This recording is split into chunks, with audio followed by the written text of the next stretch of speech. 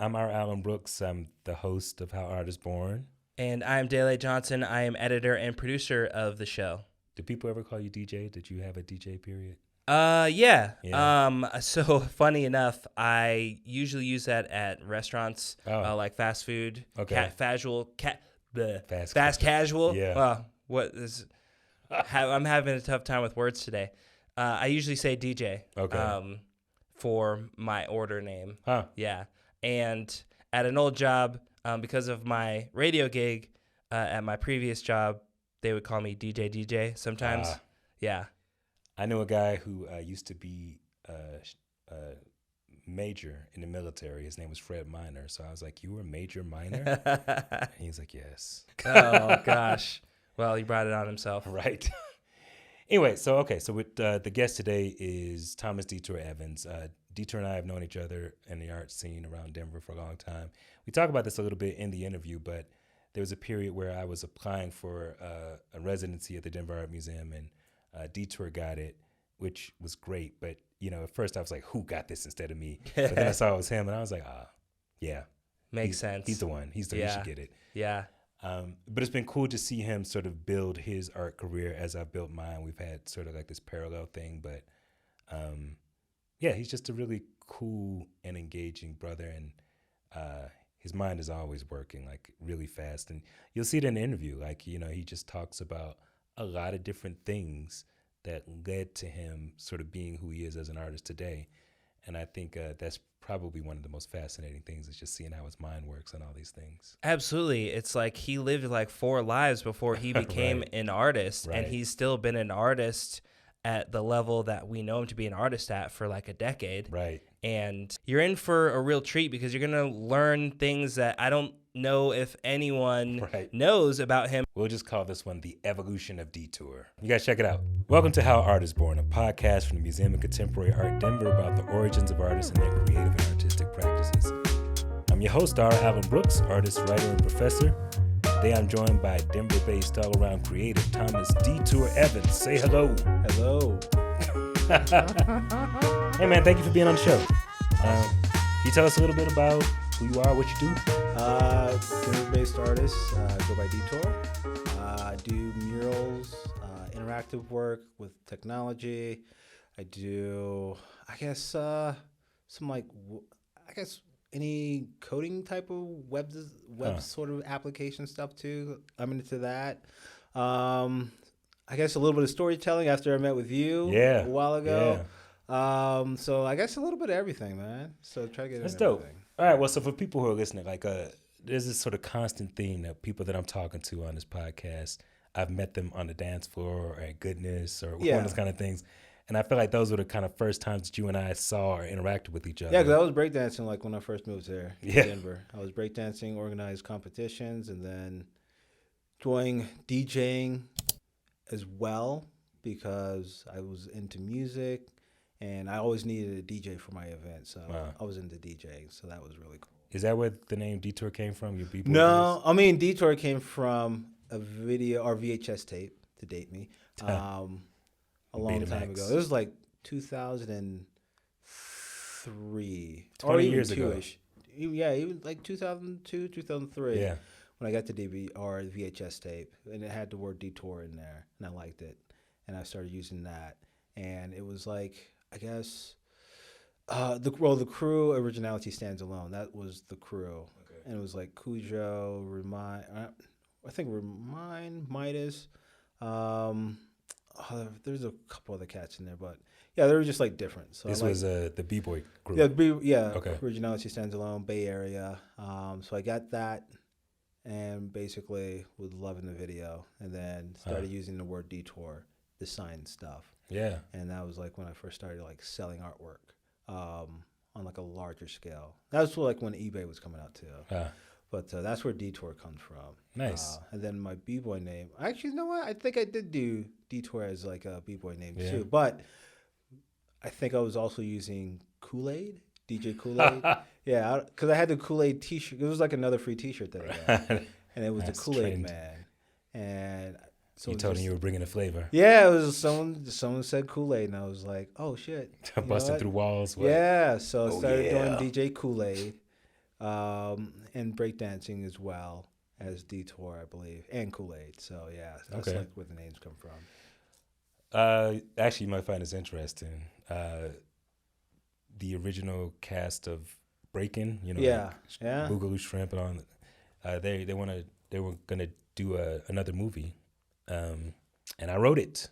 Oh, really? Yeah, they're That's trying to what's raise up. money for it now, but I just finished writing that script. Like, Oh, they want to do another one now. yeah, Oh, they're old, man. I know. So it's gonna be. That's shuffling. Let's see. So Boogaloo's probably like in his late 50s because he was 16 when that movie came out. Yeah. But yeah, so they're gonna be doing a whole bunch of flips, and then Shabadoo passed away last year. Yeah. So then what they're gonna do? Like raise money? They want to do like a new generation, old generation, kind of like Cobra Kai. Oh, okay. Yeah. So I guess. I wrote a script where they're kind of like passing it down to the next generation. We'll see if anytime you write a movie script, it could be. There's people I know in LA who write movie scripts that never get made, and they make a full living. Yeah. They get paid for script to script. They'll be there for 10 years. Nothing ever gets made, but they buy a house. You know? So that's because they buy it and store it, right? They just buy it and just like hold on to it. So there's that. And that's basically like they get the rights to it. Yeah. But then there's the thing of like the movie is written, but for some reason like they can't get the actor they want, or the studio heads change or whatever. But the writer still has been paid. Okay. Yeah. And so sometimes it just doesn't get developed. Okay. I didn't know that part of it. Yeah, it's a whole thing, man. Okay. All right. Okay, let's get back on you. Rewinding to the early days. Yeah. What was like the first art that I mean, to you? I guess it kind of started because my dad's military. Okay. West Point grad. So after he graduated, my family moved everywhere. So that's like where I kind of get the start of the art sort of journey, because I had to like make friends everywhere. So I drew to make friends. So I drew my friends. I drew Teenage Mutant Ninja Turtles, which is like one of the first things I ever remember drawing. And it's like I was selling that for like $1 in class. I think this was like 3rd grade. So I was selling that. You already understood commerce. Exactly. Nice. So it was like I was moving everywhere and then making artwork for friends, and then started drawing my friends and teachers in class. So I was getting really good. So it was like more caricature. So like learning, how to do proportions and all that. And then when I moved to Germany, that's when I really got into artwork, because my homeroom class was in like the arts class. Yeah. And then that's when one of the homeroom teachers, who was the art teacher, gave me access to like an airbrush. How old were you? No, this was like sophomore year in high school. And where in Germany? Ramstein. Okay. So Ramstein, Germany. It's like the largest military base outside of the U.S. So it's like it's like an entire city. Wow. So yeah, they even have like a mall, I believe now. So it's like an entire city. It's Air Force Base. But my dad was Army, but we were living there from my sophomore year to graduating, and then did like a half a year at Maryland University, like online, sort of like satellite school. Not even online. It was like a satellite school that they had for a lot of the troops and the families of troops. So it was like a class I was doing for my associates. And then that's when eBay also came out too. Right. So like doing airbrushing T-shirts on eBay, like helped me sort of like get the idea of, okay, this is how much a shirt costs. Let me airbrush this shirt. Let me send it out. Okay, I gotta worry about the fees, and then I have to worry about the shipping, and then the cost of the shirt, and then how much did I make afterwards, and then also got to do customer service in terms of like getting it on time. So it was like a really good lesson in terms of like a mix of art and business. Yeah. Like I didn't even know about it. I was just like going with the flow. I was gonna say, brother, it's really interesting because a lot of artists learn their art stuff and then have to learn their business stuff separately. But it seems like you were kind of figuring them both out at the same time. Yeah, it was like I was at the same time, because I used to also sell candy in school. Oh yeah. I would buy it at the local grocery store on the military base, because it's cheaper on the military base sometimes to get food and like the commissary stuff, because you don't pay taxes either on base. So it's kind of like I was getting candy and then selling it in class. So like Snickers and Starburst and stuff like that. So I was always like hustling in school and like class and stuff like that. So it was like I had that mentality to sort of like figure that stuff out. And then it was like a way of connecting with people. But then once it came to art, I started using that for the art stuff. Yeah. But yeah, it was like I wasn't really even big into like, I guess it's making it a full time or like pursuing it in terms of I want to be an artist. It was like I always wanted to be like I was doing football. Okay. That was like my biggest thing, football in school, and then track as well. And then I didn't really do basketball, but it was mainly like football and some baseball too. But yeah, I was like I wanted to go to D1 school and play, but found out quickly like I wasn't growing anymore. Oh. It's just like I wasn't getting any faster. Yeah. So I was like, man, this ain't working out. So I was like, you know what?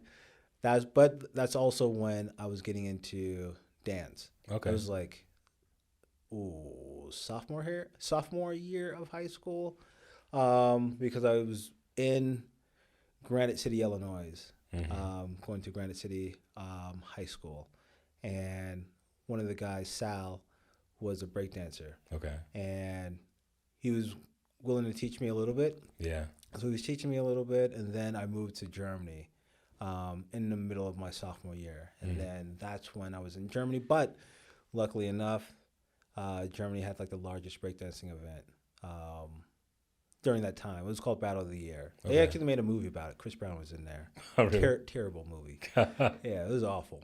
I was like, why did they get Chris Brown for? It's like he don't even spit on the head. Like he can dance with. Right. Yeah, it's not that type of dance, but yeah. So it was like I was living in Germany when they had that that event, and then it was getting a lot of I guess I guess the whole dance culture was strong out there. Like hip hop is big out there outside of the U.S. when it comes to the graffiti, the art, but really the dancing. So that's like where for me it was kind of like I was able to connect with people I didn't even know how to communicate with verbally. Right. But through dance, it was like we knew each other type of thing. That's dope. Yeah, so it was like I was able to travel around to the different countries and like actually connect with people just through dance. So that's like my sort of journey when it comes to like really getting on a stage when it comes to expressing myself. So like and then not only that, there was a guy, his name was Rantain, and he was from Brooklyn, and you could tell he's from, he was from New York, but I don't know what borough. Yeah. I think it was Brooklyn it was the Bronx. I remember him yelling it because, I don't know, New York people are just loud. Yes. And they always know, like, to tell you what borough they're from. They make sure you know. Yeah, like, that makes a difference to me. I don't, it's like, you're all New York. It's all New York, yeah. Yeah, it's all New York. I have no clue. What you know about 149th Street, son? Yeah, I was like, 140, what does that mean? Right, it's like, that's the South Bronx. Right. So, yeah, so, like, he was in Germany because his wife was in the military. Okay. But he was teaching me, my friend Jeff, my friend Jed, and my friend Jade, like breakdancing and all this stuff. Because he was like a breakdancer. Like he was doing windmills and headspins. Like, so we would hang out with him all the time at the rec center and learn. So like when I moved back to the States to not Granite City, but Belleville, Illinois, which is like a couple miles away from Granite City. So basically, you know Belleville, Illinois? Yeah, Belleville, Illinois. So that's where I went to got my associate's degree in community college. That was what was your Southwestern Illinois Community College. It was just like an associate's degree in like maybe business or something like that. Okay.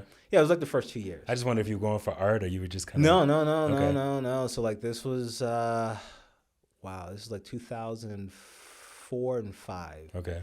Out there, but my friend Jeff, who I was in high school with in Germany, he went into the military, and then he got stationed at Belleville, Illinois, with me. Okay. So he was like, we connected and linked back up and like started doing more breakdancing stuff. And we were then traveling back and forth. During this time while you're deep into the dance, are you doing visual art stuff too? Or yeah, it's like I was still airbrushing, like selling that on the side. Yeah. So like I was airbrushing on eBay, like getting like tons of SpongeBob, tons of like people's names, tons of any character, Bart Simpson you want to name it. It's like that stuff. And then I did so many Tupac and Biggie pieces, and this was also too when 50 Cent was out, and it was like Big Pun was big because I think after he passed away and everything, so doing a ton of that stuff, but also breakdancing, and then started organizing I think it was like 2005. I started organizing breakdancing events. Okay. But yeah, we were going up to Chicago to compete in Cicero and Champaign and Nashville and stuff like that. And then I moved to Colorado. Did you have like a signature move, or you just kind of? That was like I was like mostly, I wasn't like too much power. It was like footwork. Okay. And tops. Because like, yeah, because like these kids today, man, like they learn early. Yeah. And then when I was like learning, it's like the smaller you are, the easier it is to carry your body. There's some people that are just super strong. That's like they can be 6'6" and like do amazing moves. But like, yeah, a lot of them came from, had like a background when it came to, martial arts or gymnastics and stuff like that. Was able to do that stuff. So I couldn't do too much of that, just a little bit, but like mostly tops. Okay. And what's tops? Tops was kind of like when you're on your feet dancing. Okay. And it's like, yeah, you're on your feet dancing, and then when you get down to the floor with your hands and feet, that's like the footwork. And then like when you're doing like spinning on your head and like flying through the air, that's like power moves. Okay. So yeah, so I was like more of the tops, up rock. Which is like the tops, and then footwork. I had to learn some of this stuff to write that script. Yeah. But I was constantly, the producers are both B-boys, so I constantly had to be like, what's the name of a move for here? Yeah. Let's plug this in here. Yeah. I know more of the MC stuff than I do, like the B-boy or even DJ stuff. You know, like I just know those things kind of generally. Yeah, but like for me, it was like the B-boy jams, wherever I went, was like the way hip-hop got out there. So it wasn't even like the music per se. It was like the music was big, but the hip hop was like Souls of Mischief, right. Nas. But then it's like you throw in like a Nina Simone beat, you throw in a Bambudo span. So it's like all spans the gamut when it comes to the type of music that you're listening to. But that was like how a lot of the hip hop, when I was viewing it, traveling around, sort of like spread. So for me, that was like an amazing thing because it's like a huge family wherever you go to. And then, but that's like when I started organizing when I was in Belleville. And then when I moved to Colorado, 2006, that's when I went to school here to get my bachelor's at University of Colorado, Denver. And what was that in? That was 2006. I mean, and what was the business administration, emphasis in marketing. And that was, 2006.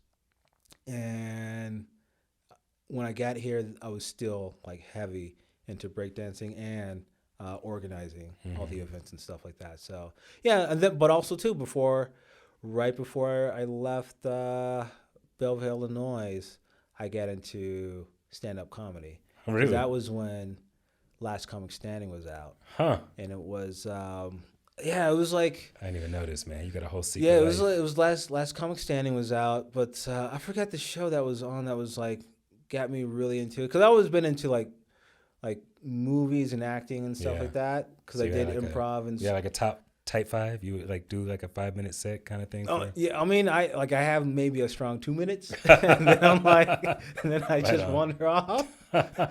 So like because I did like improv a little bit in school because like there was a club, and then one of my friends Michael Malley.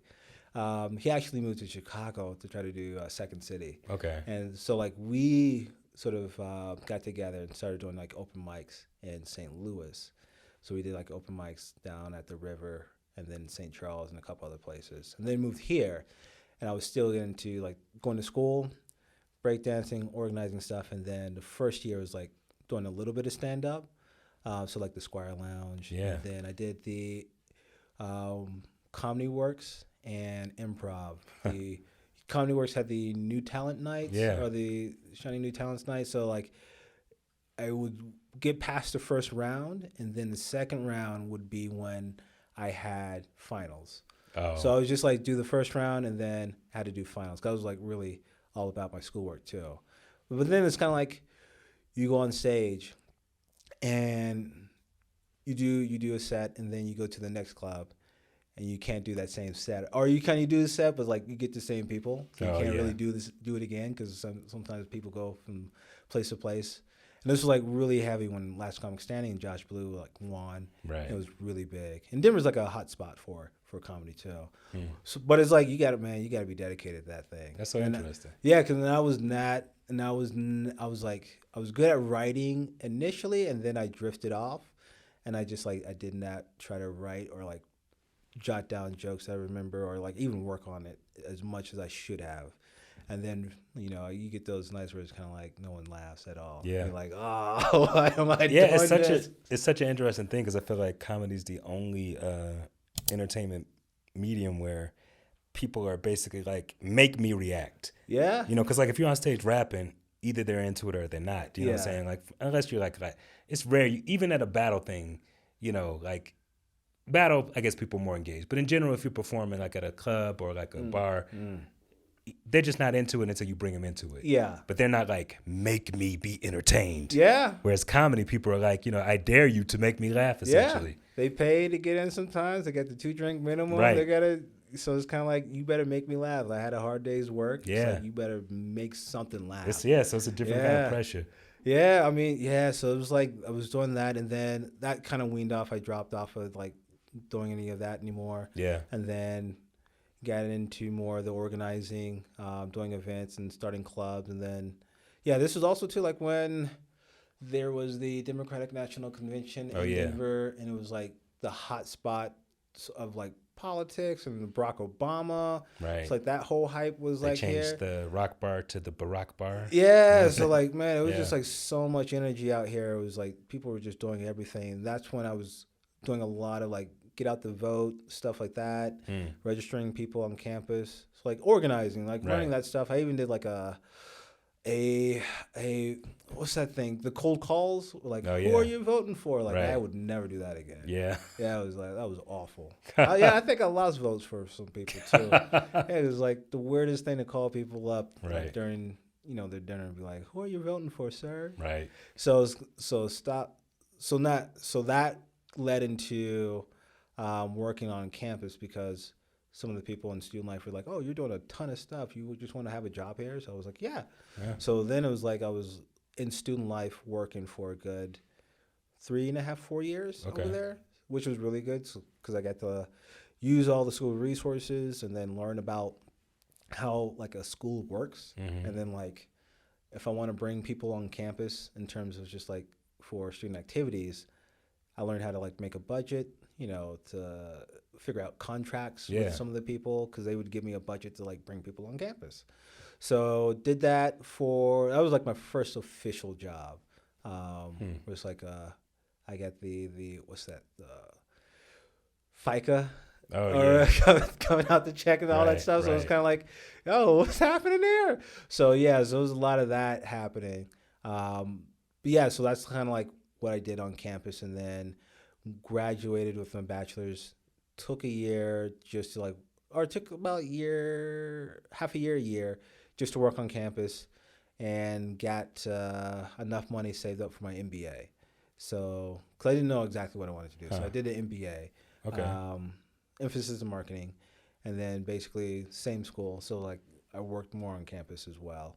And then kind of dropped off on the organizing breakdancing events and stuff like that, and just focused on, okay, what's the next sort of part of my life is going to look like. So, okay, it's interesting. I just want to go back. So we're talking about you started out drawing caricatures of people because you had to meet people. You were selling candy. Then you started selling the drawings. So you go from that point to the dancing stuff, but you're organizing it, you're traveling with it. Yeah. You're getting the business degrees. Yeah. So there's this, and then you worked in a business office at the college. You started doing contracts and stuff like that, right? Well, it was like a student life office, but it was kind of more what was it called? Extracurricular activities. Okay. So anything outside of the classroom. Yeah. We kind of we're organizing. Okay. So and you were dealing with contracts there, and and then you went to get the MBA for marketing. So there's this whole path of art is in your life. Yeah. But you're learning all the business stuff in a strong way. Yeah. So I'm really interested about the point for you where the art became visual art became the main business. I mean, it was always I guess equal parts to everything, because during that time I was also doing canvas work. I moved from t-shirts to canvas. Okay. Doing canvases that I made myself, because then I could glue like broken vinyl records to the canvas, because I was DJing, so I had a bunch of old vinyl that I was like collecting. And then at the Wax Tracks, the record store, they would have a pile. They still have a pile that they keep where people donate records that they, you know, someone passed away and like they clean out the closet and like, they would just donate the records, but it's scratched, they can't sell it, so it ends up in a pile, and it's like slated to be thrown into the garbage, like you know, every other week type of thing. So I started learning about that, and so I would grab those records and use that in my artwork.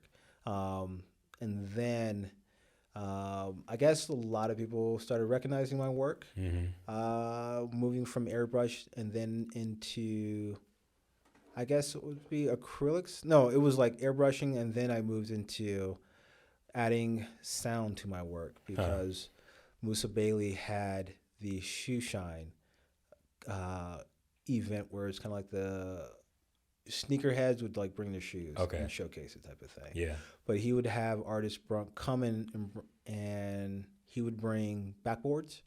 He would give you the backboards of like this like basketball backboards. Okay. And basically you would just paint that and put that on display for like the art part of the show.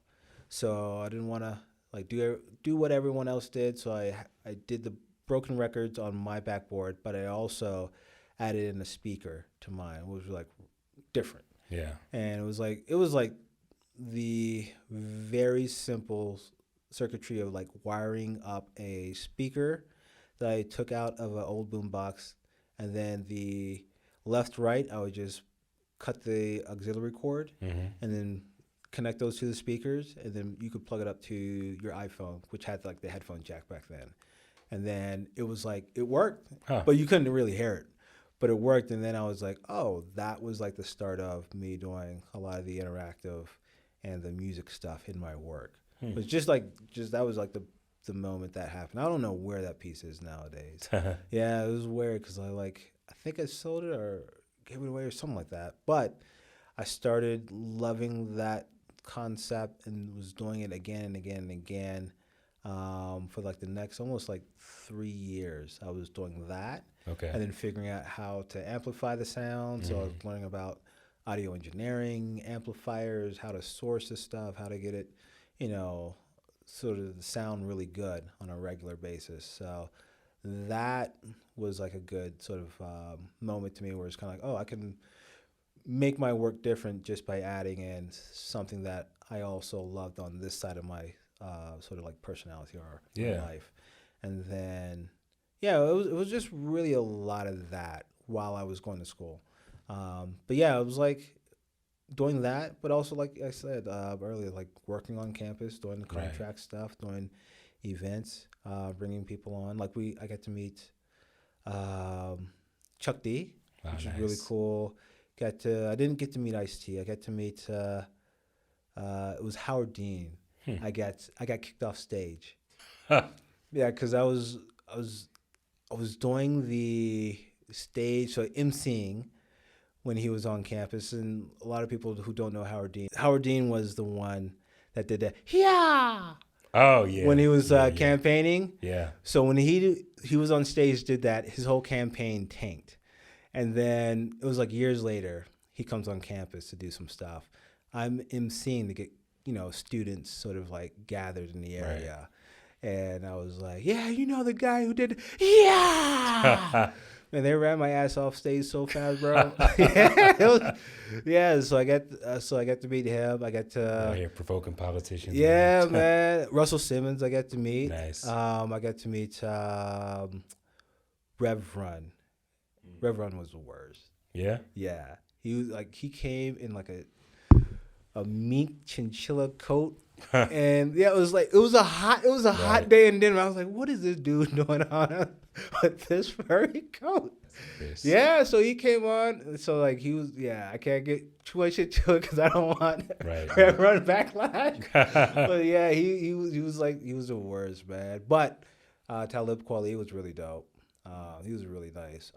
And then like Cornel West was amazing. Michael Eric Dyson. Okay. I got to meet Tom from Tom's Shoes. Wow. He was interesting. Yeah, so there's a lot of people, but like that really got me into like the business side of stuff, marketing stuff, getting buy-in, and then mixed with like trying to make my work innovative when it comes to the art stuff. And then once I graduated with my master's, that's when I like, okay, I got to get a real job. And then did advertising. I forget the company's name, but it was like off of Blake Street. No, off of Walnut. Okay, well, so what kind of company? It was like advertising, marketing. Okay. And what were you doing? So I was with my degree. Usually I would be on like the account side, like management, but I wanted to do the graphic stuff. Right. So I applied for the graphics job and got it. Okay. And it was like I was going to work in a tie, and like it was like all the other designers were like, "What are you doing?" Yeah. So I was like, but it was kind of like working there helped me out in terms of figuring out like I don't want to do this. Right. Because it was an advertising firm that did mostly tourism and sort of healthcare. Okay. So like our client was the Wyoming Department of Transportation. And then it was like it's like the stop smoking for like people over 65 ads campaign. Right. It was like non-creative. Right. Learning like in an ad agency, it's like you just do exactly what you're told, or you do exactly what the client wants, and no more. Even if you think it's terrible aesthetically. Yeah, and you track your hours and everything, all that stuff. So I hated it. So I left that. How long did you do it? Maybe 5 months. Okay. Like 4 or 5 months. Left that. They gave me a parting gift. It was gift card to Meiningers. Okay. So that allowed me to buy oil paints. Wow. And I bought oil paints like my first set, and it was like the cheap one, but it was like learning it was amazing because it was like, oh, I don't have to change colors by sort of cleaning out everything like you do with the airbrush. Yeah. So it was like, oh, I can actually mix stuff together and just keep painting. So I loved that and got into oil paintings for a little bit. Huh. And then at the same time, I was donating artwork to a nonprofit called Africade. Okay. And during their gala, I would sell. So it was like, $500 there, $1,000 there, once a year type of thing. I could always rely on. And then the last time I did it was after I did after I left that agency. And then when I did the gala, I sold some stuff, but also I was like, hey, let me know the next time you're going to Tanzania, because they did work in Tanzania. I was like, I would love to go. And that was also the same time when I got into jiu-jitsu. And I was like, because I'm big into MMA and combat sports. So I was big into jiu-jitsu. And during one of my classes, I tore my LCL trying to choke someone. And yeah, it happens. But the thing was like, I tore it by pulling my leg to my face. Oh. So it was like all on me. It wasn't like I stepped the wrong way. It wasn't like, someone tackled me or sort of ripped my arm off or something like that. No, it's like I was on my back and I was pulling my feet to my face to try to choke someone. So I literally tore my own LCL. So it was the worst feeling in the world where I tapped myself out. So it wasn't a complete tear. And learning about ligaments, it's like, if it's not a complete tear, all you have to do is just like lay off of it. It will grow back itself. Okay. But like when it grows back even thicker. Huh. So then you're less flexible. Okay. So like I'm less flexible now in my left leg. So it was like even less flexible. I'll just say that's a sentence that's never been said on this podcast. Yeah. When I'm trying to choke someone out, I use the wrong leg. I used the wrong leg, man. So, but the thing was like when I was doing the breakdancing, it gave me like weird muscles in different places. Yeah. So I was like really good when it came to jiu-jitsu. So I was like doing competitions and everything. Huh. But that's like what a lot of breakdancers say. It makes sense. Yeah, because like a lot of breakdancers are like, they're really good when it comes to jiu-jitsu. So yeah, so I was like selling artwork at this gala, and then I tore my LCL, and then asked them, next time you go to Tanzania, let me know. And then like 2 weeks later, Peter Lewis, this guy who founded an organization called Indigenous Education Foundation of Tanzania, hits me up and says, hey, do you want to come to Tanzania? And then 2 weeks later, I was like on a plane in Tanzania.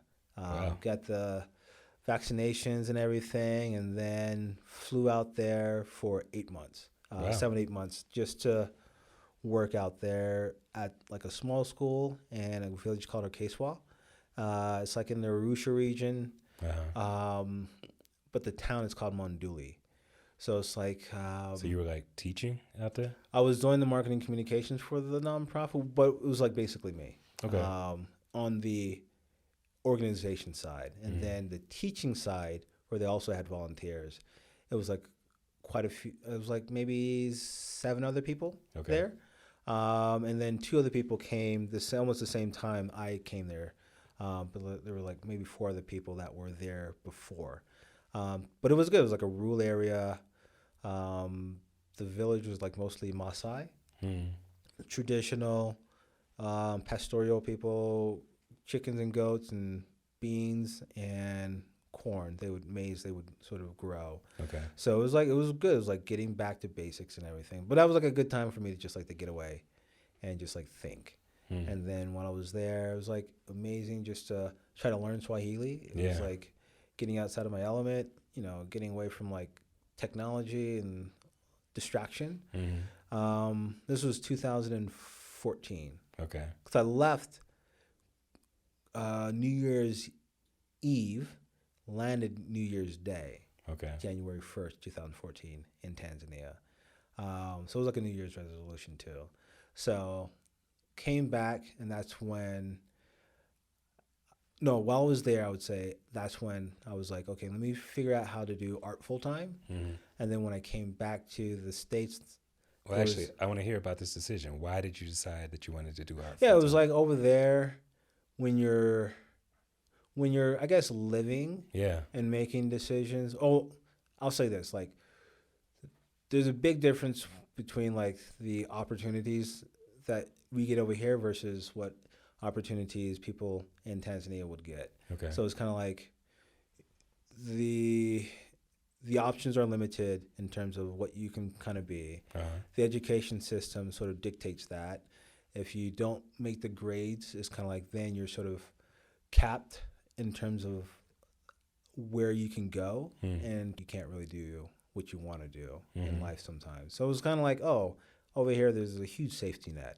So why am I not taking chances? Oh, I see. Yeah, so it was like, over there it's like it's hard to take chances because if you fail, there's not a safety net that can. So you were just inspired by that. Yeah. I was like, oh, when I come back, what am I afraid of? Because if I do fail, there's a safety net to sort of help me out, type of thing. And my family's supportive, so it's kind of like there wasn't anything sort of like holding me back other than me. That's a really cool moment, Yeah, I mean, once you start to go out of the, your environment and country, you're like, oh, this is why, I guess some people are just a little bit tougher, type of thing. Or like even over there, it's like they really valued education. Right. So it's like over here, it's like a running joke. It's like trying to get a kid to do homework or something like that, or to pay attention in class. But over there, it was kind of like they loved class. They loved to pay attention. So yeah, it was like they really respected their teachers. It's like I don't see any of their teachers on World Star Hip Hop, bro. It's like you don't see teachers getting choked out. Right. But over here, it's like you see that every day on TikTok or something, man. So I'm like, kidding. Yeah. So it's kind of like, oh, I see exactly the difference. So when I came back, I had more of appreciation. Like, okay, let me figure out how to make my dreams happen. And if I fail, it's like there's no biggie type of thing. Okay, so this is interesting too, because when you were kind of talking about the progression of things, some point you recognized that being full-time artist was a dream. So that was before that, like, or was that just kind of always there and you just thought you couldn't go for it? I mean, it was like it was there, but it's kind of like I had so much other stuff I wanted to sort of like get into as well. Yeah. Because like I said, like this time I was also doing, like before that I was doing like comedy, so I was like, I can do, like, I want to do comedy, be on Last Comic Standing, something like that. And then there's a time I wanted to do like dance, like be on America's Best Dance Crew. Like I tried out for So You Think You Can Dance. Okay. It was like stuff like that. It was like I was all over the place. And then the thing that kept sort of coming back to was the art stuff. So like when came back, I was like, oh, let me just do full-time art and just see how that goes. Because I did like one of my first murals in Tanzania. Okay. At the school, and then I came back, and this time when I came back, that's when marijuana was legalized. Right. And there was skyscrapers everywhere. People moving to Denver just for the cannabis industry. Right. There was, I guess, just like a whole new energy in the city when it came to development. And then my friend opened up his restaurant, Metal Art Kitchen, Casey. And then Musa and them opened up their restaurant and bar. So, and Cold Crush. Cold Crush. And then I was blanking on it. Yeah, it was then my other friend, Adam Gordon, bought a building and turned it into artist studios. Okay. And was like, hey, you want really cheap rent and be in like the neighborhood? So I was like, yeah. So that was kind of like the start of me figuring out full-time arts. But it was kind of like a perfect storm in a way, because like I had a place to have my studio, I had a place to showcase my artwork when it comes to the restaurants, and then I had, the business background, just like in my favor, because I knew how to set stuff up. But then it was like, actually, okay, what type of artwork do I want to do? But it was the interactive work that I was like sort of doing at the beginning, which was like the artwork where you could actually touch the painting and it triggers a sound or a sample. And that allowed me to work with musicians and other people to turn my paintings into instruments. So that was like never done before. Yeah. That was a dope time, I would say, because that's when I started to become more aware of you as an artist, especially with Metal Art Kitchen and stuff. And then 2016 was when I was first starting to do comic book stuff. 2017, I was strongly encouraged to go for a fellowship at the Denver Art Museum. Okay. Which I didn't get, but you got. And it was the residency. Yeah, that's what it was, residency. Yeah. I said fellowship, but residency, yes. And so, but when I discovered it was you, I was like, Yeah, because I brought in, because I got on the short list. I didn't think I was going on the short list, but for the residency, because we had the audition the second round, or like do the interview, and during the interview, I like set up like an entire sort of interactive space. Right. I brought in my pieces, but I had Panama Soweto, J.C. Futrell, perform his poetry on one of the pieces, and then I had Michael Walker, DJ Cavum. Oh yeah. Or Motivation. Yeah. He has like 20 different names. He does. Yeah. You doing something with Felix too, right? Yeah. But I had them do the audition, the interview. So they came with me to do the interview stuff. Nice. So I set up all the stuff, and like we did like live performances, and it was like up their alley. It was exactly what they wanted for that space. But yeah, and then like bringing in Felix and bringing in quite a few people, like Carl Corral and a few others. Man, come in. We got so much overlap with that stuff, because me and Felix did an album around that time. Yeah, and then Carl did a soundtrack for Anguish Garden, one of my graphic novels, and like both Felix and Carl, world-class musicians, like, so talented, But yeah, so it was really cool seeing you in that space. And honestly, if I would have gotten a residency, I don't know what I would have done, because even when I was encouraged to, I was like, really? What would I do? And they're like, you should do it, Yeah. But I think it was, and obviously I ended up doing other work with the Denver Art Museum later. Yeah. But it was really cool to see you in that space in the way that you were at that time. I was like, oh, okay, this brother's doing some cool stuff. Yeah, I mean, it was fun. It was like a good, almost, I think it was like 3 months or a month. I don't even remember. I don't remember. Yeah. It was a long time, but it was like being in that space, creating an interactive sort of room where people can come in and interact and actually touch paintings and touch sculptures. Yeah. So what was that? Well, so, as an artist, we all have these sort of like hallmarks, like things where we're like, oh, this is another level, or like these people believe in what I'm doing. Yeah. Was that the experience for you, like being in the Denver Art Museum? Yeah, it was like a good experience, because before that, I was mostly doing, it's like there's a big difference like when you start out and you're doing the pop art. Right. And it's like the stuff that you like and then everyone likes because it's pop art type of thing. So I was doing some of that. And then once I got into, I did a show called They Still Live, where it's like paired with a collector, Paul Hamilton, use his African artifacts, paired it with individuals in the community, do DNA testing, and like we had an entire show just about discovery. Right. And that was like going outside of like my normal pop element stuff.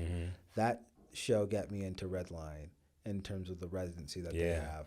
So that was like a whole different sort of ball game. And then that residency kind of got me into the Denver Art Museum because it's kind of like, because I mean, there's like almost like different communities, even in the art world, right? Where it's kind of like now you're more thoughtful. Now this is sort of like the thoughtfulness type of art that we want in this space like this because it has a conversation type of stuff. So that was like a big thing. And then having the museum sort of acknowledge it, the interactive part of it was really cool. Dope. Yeah. And then like started doing like more residencies and then trying to get more thoughtful with the work that I do. Yeah. Rather than just like try to do stuff that has like a monetary value type of thing. Nice. So I mean, that was like a whole journey when it comes to learning about that. Well, so, and I know you did like you did so much stuff we didn't even have time to touch on, like the 5-point thing, but where are you headed now as an artist? Like what do you see for the future? I mean, I do like my bread and butter is like murals and I guess mostly just murals right now. Yeah, and then some other stuff, but now it's like getting into more sculpture, 3D public art. Yeah, so trying to venture into that realm. It's like trying to learn more about materials and how to make things last and indoors versus outdoors, because the large scale public art when it comes to 3D work is a lot more, I guess, permanent when it comes to the art spaces, because that big blue bear statue that we have in Denver is going to be there for a long time. Right. You know, that horse Lucifer at the airport is going to be there for a long time. Yeah. So it's not just like a mural that can change, you know. And so that's a good transition into you're doing this thing at the Denver International Airport. So I won the call for Concourse B East for a sculpture piece. So right now I'm working on that. That's like a 3-year contract. So it just takes a long time for that stuff to come to fruition. I've been learning. So that is like a concept where I'm collecting bags from people and documenting the stories and like where it came from, and then collecting all the bags and luggage and items and putting it together to form like this infinity shaped symbol that sort of shows when you're sort of far away, and then when you get closer it's like a looping shape. So it's like a wayfinding sort of thing, but it's like a really colorful piece that has colors that represents the sunrise and sunset of Denver, or just Colorado in general.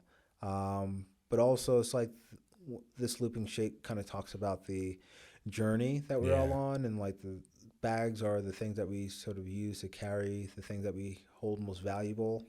And just like traveling and just like growing as people.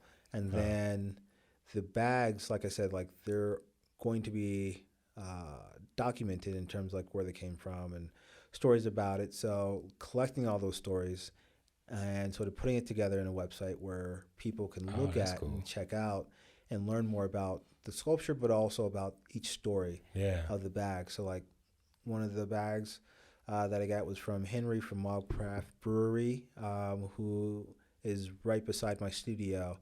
And he's from Denver but moved to Milwaukee. But when he was 9, his dad passed away. His mom took him out of school to travel the world for a little bit. And that bag has been in his attic for the longest time. Now he's like, oh, I would love for you to have this bag to be part of the piece. So now like when people read about the sculpture, they're also able to read about Henry and his story.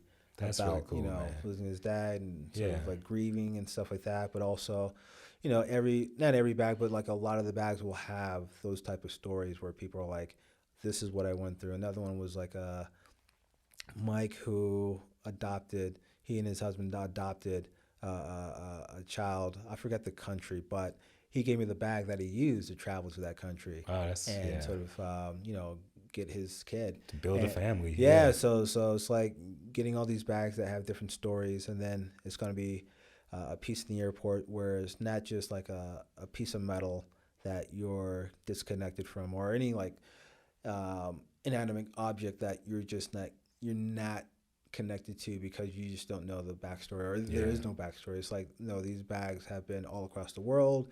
These bags are actually real bags from people in Colorado.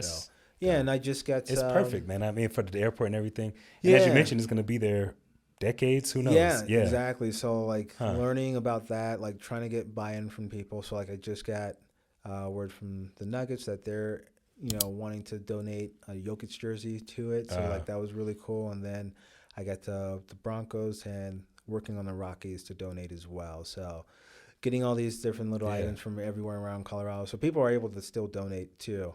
But like even with that sculpture, it's like learning about how do I sort of build it to where it's safe. How do I work with a fabricator who can build the armature so all this stuff can hang on it?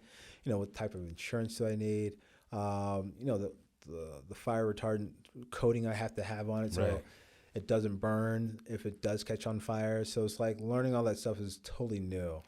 But it's like a new challenge that I like. And it's different than what everyone else is doing. It's so interesting, man. Yeah, so it's kind of like... Congratulations. That's really dope. Thank you, man. So it's like I got away from sometimes, or a lot of the mural stuff, because there's just like so many people in it now. Right. So it's like harder and harder to have as much fun, because it went from being, I guess, like a gathering spot on the wall where you can just paint, turned it into, I guess more monetary sort of lens when it comes to public art and the murals. And I was like, I want to try to do something else. And well, I mean, if there's anything from this story, like you sharing your stuff, is that you always grow and expand as a creative. Yeah. Which it's really dope to hear it all and to see it continue. It's about time for us to wrap up. So I want to ask 2 questions. Yeah.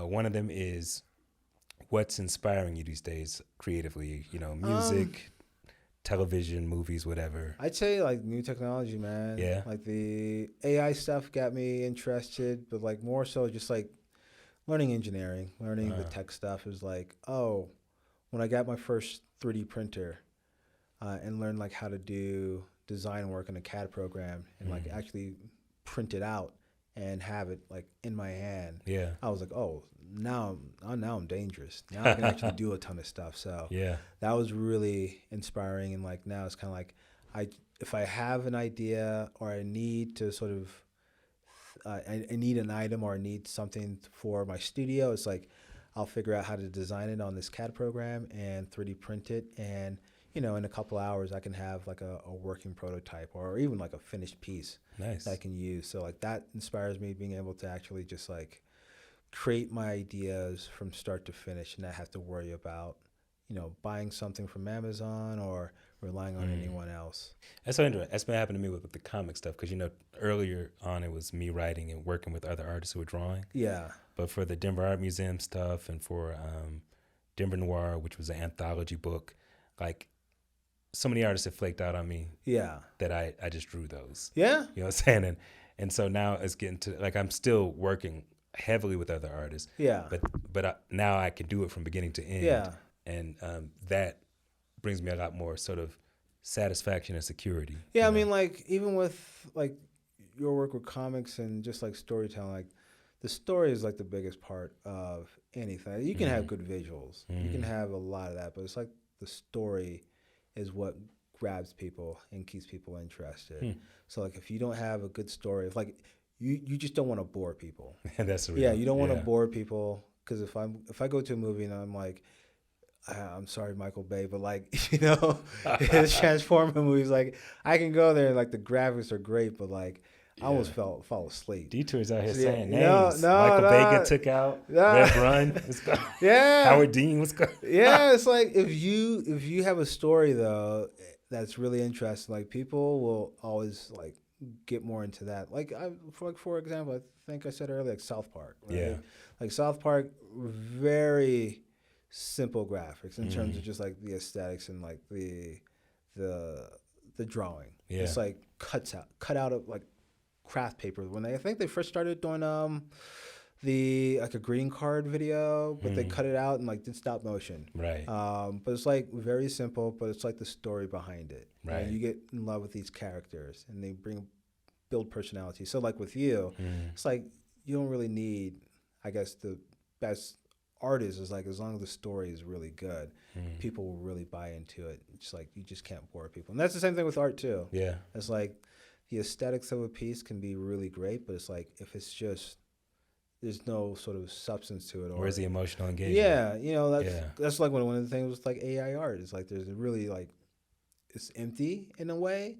You got to have something behind it. Yeah. And that's always like the key for anything performance-wise. Comedians, it's like, there's got to be substance behind the joke, rooted in reality, rooted in something that's like people can connect with. And it can't just be a ha-ha joke. Right. Then you're just like, yeah. That's interesting, man. It's so like, yeah, like you know, you and I have talked a couple times before, but I definitely didn't know all of this stuff that you've done, this journey. Okay, so then the last thing is, where can people follow you online? Where can they keep up with your stuff? Yeah, I mean, I guess I'm mostly active on Instagram. Yeah. At Detour 303, and then my website is imdetour.com. But those two places are the most active, and then I'm also on Facebook. My fan page is I Am Detour. Okay. But that's like for people over now, like 40. Right. Then you do the Art Tip Tuesdays on IG, right? Yeah. And then that's every Tuesday you give an art tip. Every Tuesday, art tips. And then you did that book. Yep. Be the Artist. Yeah. So I did that as well. So you can get that on my website, purchase a book. And then, if you come to my Instagram every Tuesday, you'll see a whole new art tip. So I've been doing that for the past almost 6.5, 7 years straight. Nice. Never missed a Tuesday, not even for holidays or anything. So like, there's one every. So that's how people can actually see, you know, what I was doing. They can follow the growth. Yeah, follow the growth, because every Tuesday you see that thing, that graphic or something. It's like, oh, that's a week in between. So that's a really cool sort of thing that I've been doing consistently. All right. Thomas Detour Evans, thanks for being with us, man. Thank you. Awesome. Thanks for having me. Yeah.